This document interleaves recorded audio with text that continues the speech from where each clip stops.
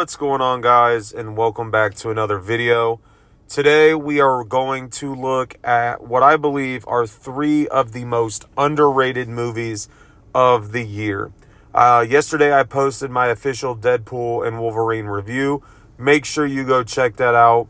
I thought it was a very solid movie overall, but go watch that video and you'll get more of my analysis on that. I saw it in 3D, which is what I highly recommended.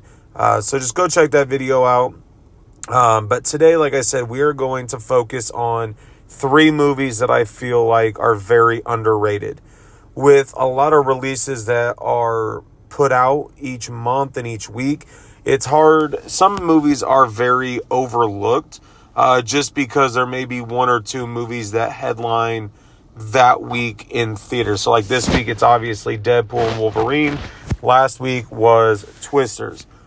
Now, with this list, I really looked at movies that I actually enjoyed, but they're also movies that some people may not have found an interest in.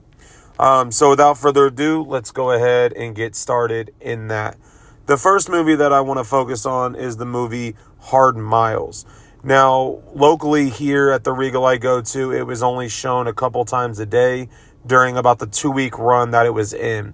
Now, Hard Miles really centers around a group of young imprisoned teens that are really trying to get their life together and try to do good to get out of the situation they are in. Now, their mentor obviously works in the jail, and what he has a passion for is cycling. He believes cycling allows you to build character. Cycling also allows you to work for a team. So he's really looking at it from the perspective of team cycling. Now, in this movie, the one thing that I thought was done very well was you really saw the characters form a bond, but then you also saw where things could go south. Now, with Hard Miles, it's really not just a teaching lesson for the young children, or the teens, I should say, but it's also a teaching moment for their mentor as well. He is dealing with some personal issues with his dad, and in the film, you really see the impact and effect that those take on him. Now, with Hard Miles, I really felt that it was a gut-wrenching movie because there were some moments that when you were watching it, you realize hit home for you as well. And so Hard Miles is a movie that I actually enjoyed. I wish it would have been in theaters longer. And if you've not seen it, it is one that I recommend. And ultimately, it is what I feel is very underrated. The second movie that I will go with, and this is another select time frame release, and that is Freud's Last Session. Now, with this film, I actually did not see it in theater due to the time restraints that it had and me not being able to go see it. However, on our last vacation for the road trip down, I purchased the movie so I could watch it. Now, in this film, you really see Freud in his last moments after he has cancer and what is going on over in Europe during that time. Obviously, this is the same actor that played in the movie One Life, and he's taking a new role.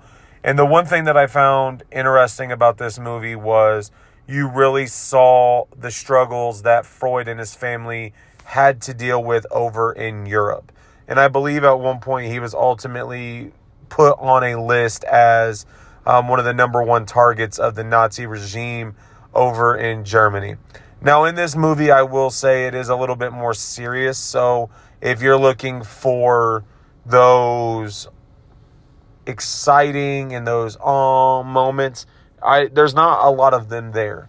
However, this film does allow you as a viewer to really see serious situations that were going on. So Freud is obviously somebody that is big throughout psychology. Freud is somebody, even when I was in college, going through the education classes, Freud is somebody we had to discuss.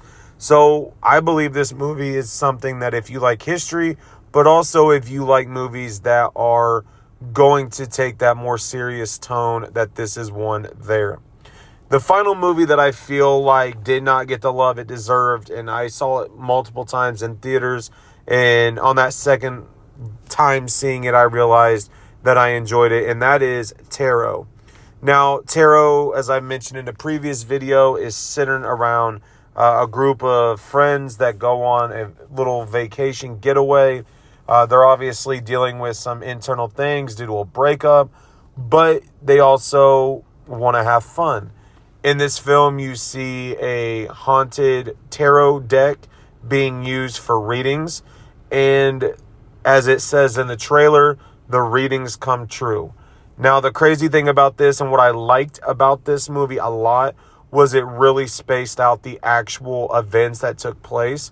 So it wasn't a one person's card came true, then the next, and the next, and the next. So there was a break in between them. So it really set up the direction of the movie. And so with Tarot, I actually purchased it last weekend to rewatch. But Tarot is a movie that it does have scary moments, but it is probably one of the better done films that in that scary category of the year. And if you've not seen Tarot, it is one that I highly recommend. But like I said, these are 3 movies that I believe are very underrated for the year. If you've not seen them, I highly recommend them. Drop a comment below. Let me know what are some of the movies that you feel like are underrated or even overrated, because I have that coming out later today. So let me know below. Make sure you subscribe. Go watch the Deadpool and Wolverine video that I posted last night, and I will talk to you guys later.